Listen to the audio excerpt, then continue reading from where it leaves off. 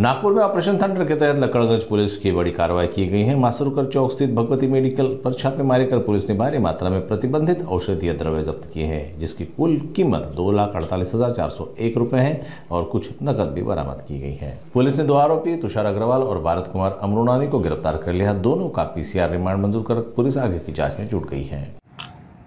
याच्यामध्ये जो लक्कडगंज पोलीस स्टेशनला जो गुन्हा दाखल केलेला आहे त्याच्यामध्ये तुषार अग्रवाल आणि भरत कुमार अमरनानी हे 2 आरोपी आहेत। हे केमिस्ट आणि ड्रगिस्ट आहेत।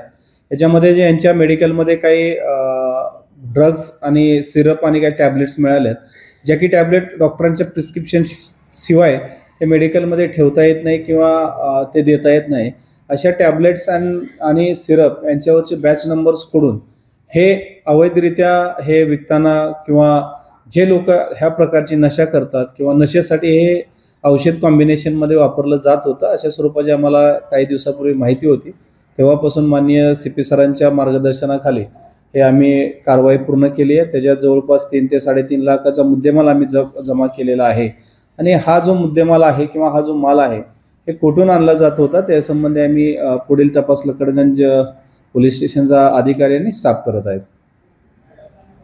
हे जे मेडिकल आहे लक्कडगंज परिसरातील आहे मेडिकल, जे की तुषार अग्रवाल यांच्या मालकीचं आहे आणि जे अमरनानी आहे त्यांच्याकडून ह्यांनी हे ड्रग्स खरेदी केलेलं होतं। पुढील जे जो मुद्देमाल आहे तो कुठून आणला होता त्याच्यासंबंधी आम्ही पुढील इन्क्वायरी करत आहोत। सध्या 2 आरोपी आमच्या ताब्यात आहेत, त्यांचा पुढील कस्टडी घेण्यासाठी आम्ही प्रयत्न करू आणि त्यानंतर पुढचा तपास करू।